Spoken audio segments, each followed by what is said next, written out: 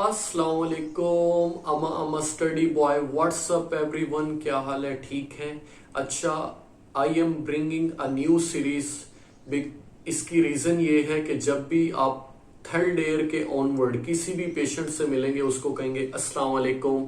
उसके बाद आपका क्वेश्चन होगा हिस्ट्री, उसकी आप मालूम करेंगे, उसका एग्जामिनेशन। और जो हिस्ट्री और एग्जामिनेशन है ना, ये आपकी सारी जिंदगी अब आने वाली डॉक्टरी में आपका साथ देंगी, आप इनका साथ देंगे और आप इसी में लगे रहेंगे और आप बूढ़े हो जाएंगे। यही जिंदगी है और इसी में मजा है। ठीक है, तो हिस्ट्री और एग्जामिनेशन के अंदर प्रोफिशिएंसी हासिल करना, काबिलियत हासिल करना, मैं भी हासिल करूंगा, आप भी सीखेंगे और इंशाल्लाह ताला बहुत कुछ हमें मिलेगा इस सीरीज के अंदर। It will be an episodic way. Episodes जो है एपिसोड की फॉर्म में, केसेस की फॉर्म में रिलीज होंगे इंशाल्लाह, step by step. I will try my best to upload all these soon as possible. इसमें आपको मैं एक बेसिक बात बताता चलूं कि जितनी भी आप हिस्ट्रीज लेते हैं वो डिफर करती हैं। जैसे सर्जरी की हिस्ट्री, मेडिसिन की हिस्ट्री थोड़ी सी 10% थोड़ी सी डिफर करती है, इससे ज्यादा नहीं। बट पीड्स की हिस्ट्री और सर्जरी और मेडिसिन ये तीनों आपस में, गायनी इससे डिफर करती है, लेकिन पैटर्न ऑलमोस्ट 90 to 80% सेम रहता है। तो हम हर केसेस देखेंगे। ईएनटी की हिस्ट्री फोर्थ ईयर के लिए, आई की हिस्ट्री, वो सब जो है हम उनको देखेंगे।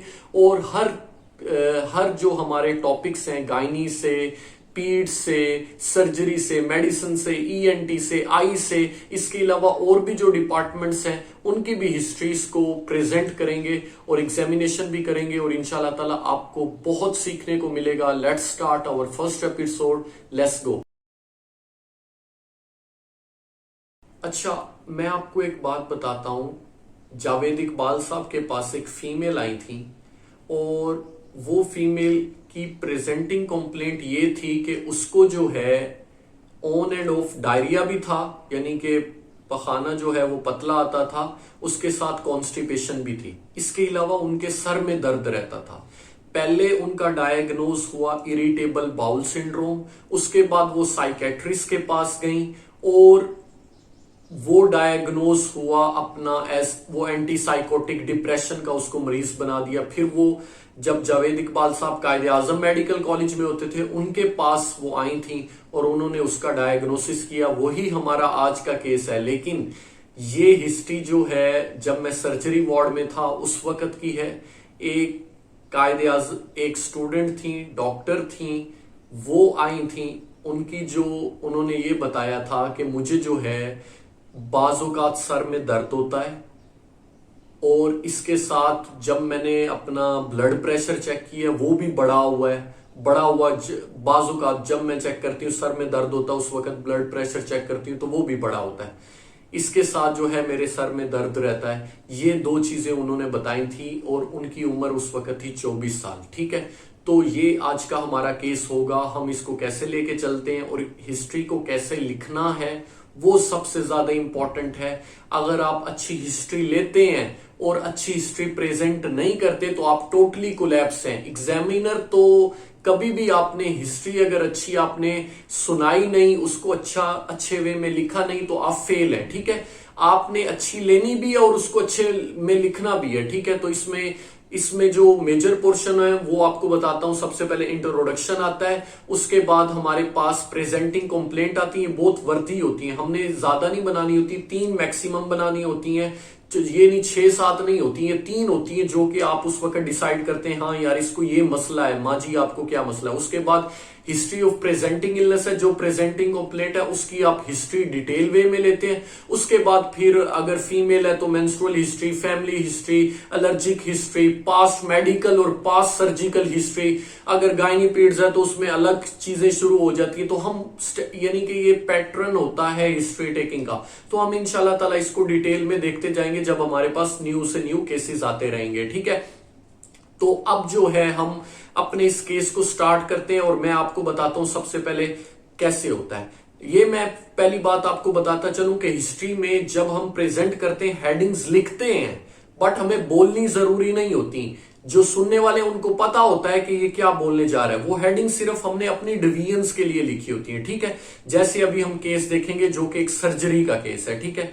अ 24-year-old female married Muslim doctor by profession resident of Bahawalpur admitted in surgical ward YOPD on 31st March 2022, ठीक है।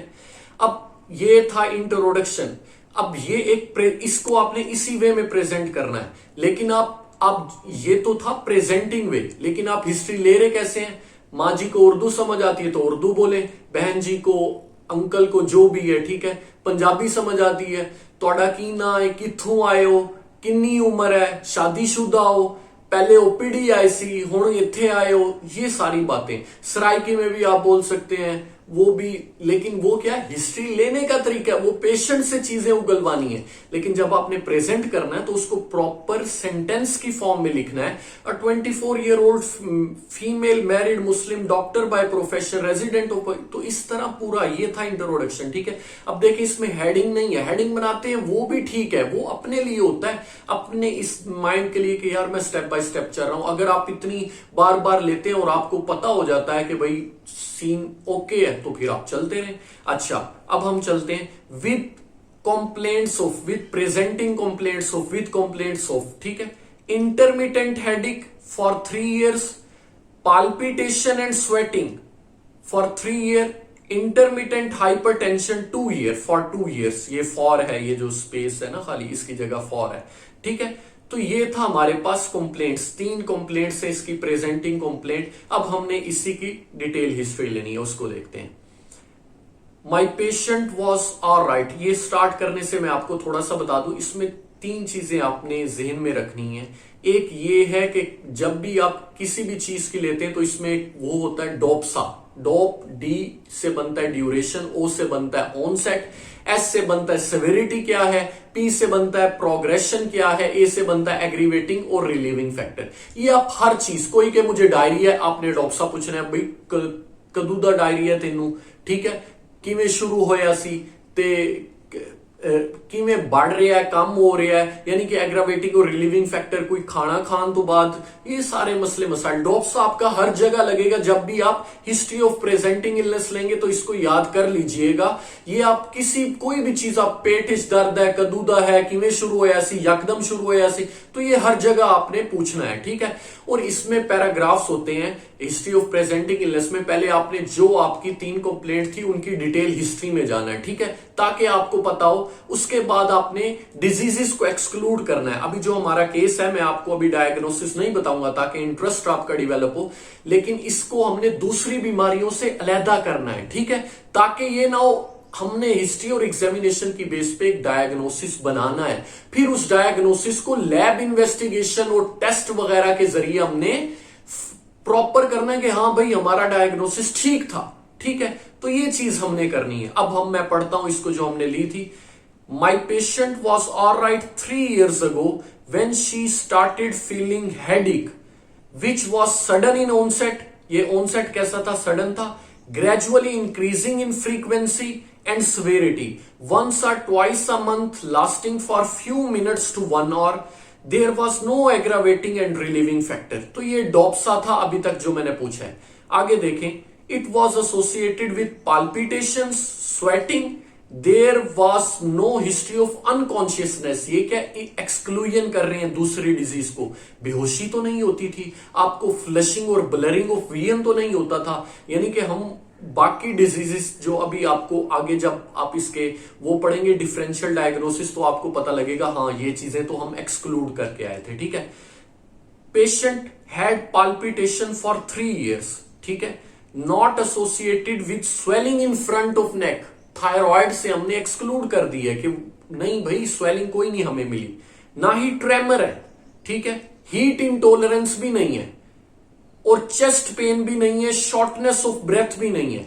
तो ये चेस्ट पेन एंजाइना से रिलेटेड हो गया, शॉर्टनेस ऑफ ब्रेथ, तो ये चीजें भी हमने उससे पूछ ली हैं। अच्छा, patient also reported history of high blood pressure on and off for 2 years but was not taking any treatment considering it as an effect of headache. आ रहा है, उसको लग रहा है कि सर में दर्द है, यानी कि वो उसको जो है ये नहीं लग रहा हाई ब्लड प्रेशर, वो कह रहा है सर के दर्द की वजह से, या जो भी रीजन है, ठीक है। तो ये चीज थी हमने। अब देखें इसमें हमने एक तो डिटेल हिस्ट्री भी ली, उसमें अब ये पाल्पिटेशन की और भी डिटेल ली जा सकती थी अगर आप लेना चाहें तो, हाई ब्लड प्रेशर की भी, और इसमें आप लिख भी सकते थे कि कितना। अब हिस्ट्री में अगर उसने चेक किया खुद ब खुद ना, तो उससे पूछ सकते हैं कि भाई आपने चेक किया था तो आपको कितना लगा था, वो आपको बता दे तो वो भी नोट कर सकते हैं, ठीक है। तो ये इसमें हमने डिजीजेस को एक्सक्लूड भी किया है, ठीक है। अब her symptoms did not respond to the over counter medication, दवाइयां वो ले रही है, पहले वो चेक कराती रही है, लेकिन उसको जो है आराम नहीं आया। नो पास सर्जिकल हिस्ट्री, कोई पास सर्जिकल हिस्ट्री नहीं है। She had no past history of diabetes mellitus, thyroid disease, kidney disease, ये तीनों बीमारियां उसको नहीं है, ठीक है। तो ये पास्ट मेडिकल और सर्जिकल मैंने हेडिंग्स नहीं बनाई, पॉइंट्स की फॉर्म में लिख दी है। पेशेंट हैज, अब ये जनरल क्वेश्चन है, गुड एपिटाइट, वेट लॉस तो नहीं हुई है, कोई मलिग्नेंट डिजीज का पता लग जाता है। She has disturb sleep due to headache and palpitation, ठीक है, तो इस वजह से उसकी डिस्टर्ब स्लीप थी। शी डज नॉट, एलर्जी की हिस्ट्री भी ले ली। Family history about any congenital disease, उसमें पूछ लिया आपके खानदान में कोई ऐसी बीमारी रन तो नहीं कर रही जिसका हमें कोई शुबा हो, ठीक है। अब यहां तक हमारी हिस्ट्री कंप्लीट होगी। ये फीमेल थी, इसमें मेंस्ट्रुअल हिस्ट्री भी हमें पूछ लेनी चाहिए थी, क्योंकि थायराइड अगर डिजीज होती है तो उसमें मेंस्ट्रुएशन पे फर्क पड़ता है। तो वो मिसिंग पॉइंट है, वो ऐड कर लीजिएगा जहन में अपने, कि जब भी फीमेल होती है मेंस्ट्रुअल हिस्ट्री या ये जो हिस्ट्री होती है, अगर वो प्रेग्नेंट हुई हैं, बच्चे हैं, तो उनकी भी थोड़ी बहुत हिस्ट्री, कितने बच्चे हैं, तो मेंस्ट्रुअल हिस्ट्री भी इंपॉर्टेंट होती है, तो वो मिस नहीं करनी। इसमें मिसिंग है, आपने ऐड कर लेना अपने जहन में, क्योंकि ये फीमेल है, ठीक है। अब हम आगे चलते हैं। एग्जामिनेशन, तो हिस्ट्री हमने कर ली, अब एग्जामिनेशन, जब ये दो चीजें कर लेंगे उसके बाद हम अपना क्या बनाएंगे, डायग्नोसिस। देखते हैं। द पेशेंट वॉज सिटिंग, इसको इसी फॉर्म में लिखना है इसको, या the patient was sitting comfortably on bed, well oriented in time, place and person, answering my question interactively. आपकी चेंजिंग यहां पे आता है, the patient was sitting comfortably, आप यहां पे लिख सकते हैं नॉट कंफर्टेबली, या वो ड्राउजी था, जो भी उसकी उस वक्त हालत होगी वो। बाकी ये है वेल ओरिएंटेड था, ठीक है, वरना ना लिखें कि not well oriented in time place, answering my question interactively, not interactive. तो इस तरह आपने इसमें चेंजिंग कर लेनी है, लेकिन सेंटेंस इसी फॉर्म में रहे। ये आपने सुनाना होता है, जबानी बोलना होता है, आपको आना चाहिए, ठीक है। अब हमने जीपी करना है तो हाथ से शुरू किया, फिर यहां गए, फिर सारा जनरल फिजिक्स। तो हमने क्या कहा, there was no pallor, cyanosis और जॉन्डस, आंखों में देख लिए। Patient is normal built and height, not emaciated, पतला लुक नहीं थी, नॉर्मल लुक थी। अच्छा, उसके बाद हमने पेशेंट के वाइटल्स लिए, ब्लड प्रेशर देखें 160/110 मिलीमीटर ऑफ, जवानी में 24 साल की उम्र के अंदर इतना ब्लड प्रेशर होना कोई ना कोई बीमारी की तरफ इशारा कर रहा है, ठीक है। और पल्स देखें, हमारे पास पल्स 98 है, ऑलमोस्ट 100 से नीचे ही है, चले, लेकिन फिर भी 100 से नीचे है तो चलेगा। टेम्परेचर उससे ऊपर हो तब टैकीकार्डिया कहते हैं, 100 से ऊपर। टेम्परेचर 97 ठीक है, रेस्पिरेटरी रेट 16 पर मिनट। तो वाइटल्स हमने ले लिए जीपी में, वाइटल जनरल फिजिकल एग्जामिनेशन में वाइटल जरूरी होते हैं। आगे देखें, abdominal examination on inspection, abdomen is symmetrical, no bulging, no visible mass, no striae, no bruising, no scar mark for any previous surgery, umbilicus midline and inverted cough impulse is negative. तो ये सब चीजें लिखनी लाजमी है आपके system abdominal examination में। अब अगर कोई पॉजिटिव फाइंडिंग होती तो वो मैं पहले लिखता, कोई भी पॉजिटिव फाइंडिंग नहीं थी, सब कुछ ठीक था, तो मैंने नो नो करके लिख दिया। आप एक नो लगा के भी कर सकते हैं, अलग अलग से भी कर सकते हैं। On percussion note was normal. On palpation, abdomen is soft, non-tender, no palpable mass appreciated. by manual examination kidney का किया था और बाकी विसरास का तो भी वो नॉर्मल था। On auscultation, bowel sounds audible. तो आपका एब्डोमिनल एग्जामिनेशन तो बिल्कुल कोई फाइंडिंग नहीं मिली। उसके बाद हमारे पास respiratory system normal, vesicular breathing bilaterally, और कार्डियोवास्कुलर सिस्टम में S1 S2 साउंड सुनाई दे रही थी, नो एडिशनल साउंड, कोई भी मरमर नहीं था। CNS में GCS स्केल देखा था जिसमें 15/15 पेरिफेरल नर्व एग्जामिनेशन किया, वो भी नॉर्मल था, यानी कि उसकी टच सेंसेशन देख ली, उसको फील होता है पेन वगैरह, ये पेरिफेरल एग्जामिनेशन, नर्व एग्जामिनेशन भी नॉर्मल था। तो ये हमारे सिस्टम सारे कंप्लीट होते हैं। अब ये चीज आप करते हैं सिर्फ ना, बाकी लैब टेस्ट हम वो कराते हैं, वो अपने डायग्नोसिस को कंफर्म। तो अब हमें इस हिस्ट्री की तरफ क्या है, देखें, हम अपनी हिस्ट्री करके आए थे, हमने थायराइड को एक्सक्लूड किया था, ना ही कोई स्वेलिंग है, ना ही पेशेंट को कोई ट्रेमर है, ना ही हीट इंटॉलरेंस है कि भाई उससे गर्मी बर्दाश्त नहीं होती या ये ठीक है। तो ये चीजें थायराइड को एक्सक्लूड करती हैं। इसके अलावा अनकॉन्शियस भी नहीं है। तो क्या हो सकती है जवानी में ऐसी बीमारी जो ब्लड प्रेशर को बढ़ा दे, फिर जिसकी वजह से पेशेंट में हेडिक हो, उसको डायरिया और कॉन्स्टिपेशन ऑन एंड ऑफ हो सकता है। ये फियोक्रोमोसाइटोमा बन सकता है, जिसमें नॉरएपिनेफ्रिन का एक्सेस होता है, वो वेसल्स को कंस्ट्रिक्ट करके ब्लड प्रेशर को बढ़ा के सारी चीजें ये कर सकता है। तो phaeochromocytoma will be a possible. ये था हमारा डायग्नोसिस। इसके साथ अगर हम डिफरेंशियल में थायराइड भी हो सकता है, हमने कोशिश तो की एक्सक्लूड करने की, वो भी हम डिफरेंशियल में लिखेंगे कि वो भी, उसमें भी कुछ चीजें जो है हमारे पास। इसके अलावा अभी देख लेते हैं बाकी चीजें, ठीक है। डिफरेंशियल में हमारे पास नंबर 1 जो हमारा फर्स्ट वन होगा, हमारा जो मैक्सिमम चांस होंगे वो फियोक्रोमोसाइटोमा। इसके बाद हाइपरथायरॉयडिज्म होगा। एंजाइटी भी हो सकती है, बाजुकात एंजाइटी की वजह से भी जिसको प्रॉब्लम होता है वो एंजाइटी स्टेटस ये सारे सिम्टम्स कर देता है, ठीक है। तो इनको एक्सक्लूड करना है एंजाइटी को ना। कार्डिक कंडीशन, एसवीटी, एंजाइना हमने कोशिश की एक्सक्लूड करने की, लेकिन ये भी पॉसिबल है। कार्सिनॉइड्स भी, ठीक है।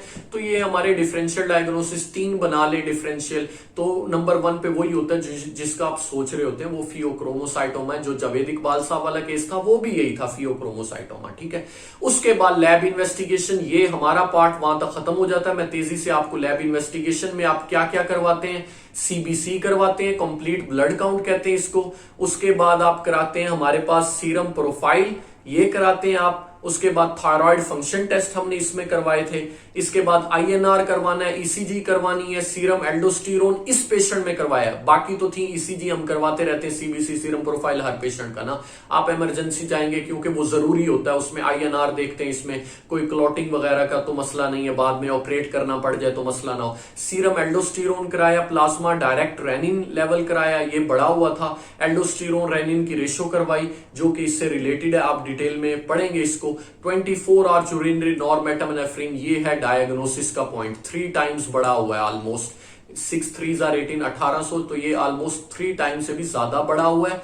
तो यही था, आपने पढ़ा होगा फियोक्रोमोसाइटोमा में यूरिन के अंदर नॉरमेटानेफ्रिन, जो कि इसके ब्रेकडाउन प्रोडक्ट होते हैं। नॉरएपिनेफ्रिन का ब्रेकडाउन प्रोडक्ट नॉरमेटानेफ्रिन है जो कि आता है। तो ये इसका लैब इन्वेस्टिगेशन में जो है हमारे पास डायग्नोसिस है। यूरिन मेटानेफ्रिन ऑलमोस्ट जो है वो देखें कम है, और यूरिन डोपामिन भी ठीक है, ठीक है। तो ये हमारे पास इसका जो हमें फियोक्रोमोसाइटोमा हमारा ठीक है, ठीक है। उसके बाद हमने जब अल्ट्रासाउंड कराया तो सुप्रारीनल मैस था बना हुआ था, जो हमारा ग्लैंड था उसके अंदर जो है लेफ्ट सुप्रारीनल मैस। इसके बाद हमने सीटी करवाई, ये पेशेंट की सीटी की फिल्म थी।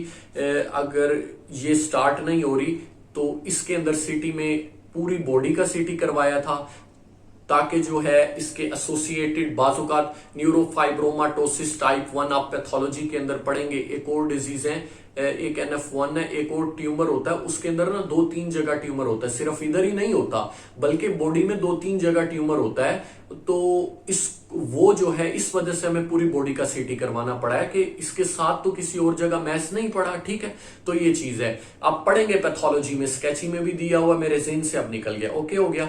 तो ये हमने सीटी जब करवाया, देखें सीटी की रिपोर्ट क्या थी, well defined bilobed enhancing mass of 65 millimetre in left adrenal gland with central necrosis. ये आप पढ़ेंगे अपनी पैथोलॉजी के अंदर भी।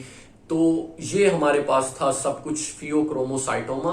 Thank you so much. इसको 10% ट्यूमर भी कहते हैं, वो उसकी डिटेल आप पैथोलॉजी में पढ़ेंगे। इंशाल्लाह ताला इसी तरह के केसेस आपके सामने प्रेजेंट करेंगे और इंशाल्लाह ताला आपको बहुत कुछ सीखने को भी मिलेगा। Thank you so much. Support करें, सब्सक्राइब करें, लाइक करें, शेयर करें। अल्लाह हाफिज।